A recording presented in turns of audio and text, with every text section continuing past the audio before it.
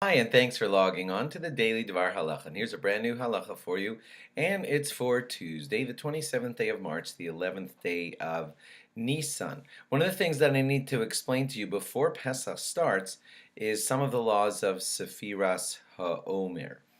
We're going to start counting the count of Omer on the second night of Pesach, and then we will do that for 49 nights straight. And so we got to get these laws in before we reach the first Seder, because again, it begins on the night of the second Seder. Okay, so here are the basics. God gave a mitzvah to the Jewish people that they should bring a special sacrifice called Omer on the morning of the second day of Pesach. And from the time that they bring that korban, that sacrifice of a measure of barley, from then on, all the new wheat becomes permitted. Up until that point, the new wheat is called chadash, and new wheat is not permitted until after the sacrifice of Omer is brought on the second day of Pesach, and then it all becomes yashan. It's considered old, and once it's old, it's considered permissible.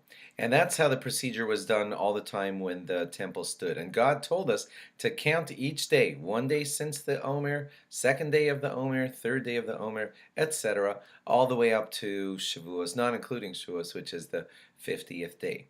Nowadays, unfortunately, we do not have our temple, but we still have the mitzvah of counting Omer. And so you and I will do that mitzvah of counting Omer starting on the second night of Pesach. And you probably hear this each year, that we try to be very continuous and very disciplined about it and never to miss a day.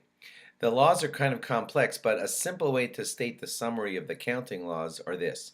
Always try to count after nightfall. That's approximately the time that Shabbos ends in your city. So a little bit after that time, you're eligible to count the Omer. And the special way in which you count it is listed inside of any good siddur, and you should use that to remind yourself to do your count all the time.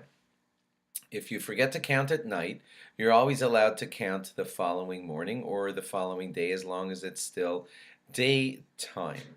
If you miss it for an entire 24-hour period, and in other words, let's say the 13th day comes and you forget to count it on the night of the 13th, and you forget to count it on the day of the 13th, and you only remember it when it's already nightfall of the 14th, then it's too late, you missed the 13th day.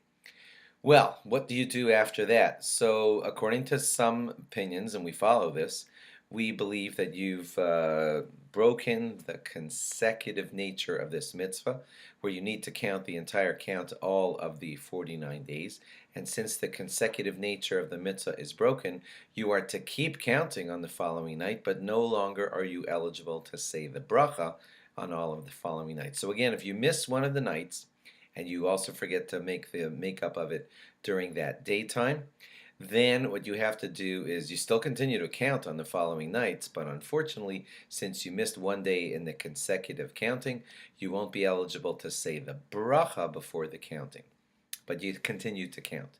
Now, you still want to kind of sort of fulfill the bracha on each night. How could you do that? Well, the simple way to answer that question is that the chazan says the bracha for everybody. Having in mind to fulfill that bracha for everybody, you answer amen to his bracha, and after that, then you can count, and the amen is just about as good as if you said the bracha yourself. Not that we want you to be lax about remembering. We want you to remember each night and count the bracha yourself, and say the bracha yourself, but if you do end up missing because of forgetfulness and you can't say the brachas on the following nights, you just listen to the chazan say the bracha, you answer amen, and then you do your counting. Incidentally, if necessary, you could count a little bit earlier than nightfall. According to a lot of rabbis, you can still fulfill the count after sundown. It's just considered more optimum and the better way to do it to try to count when it's nighttime after nightfall.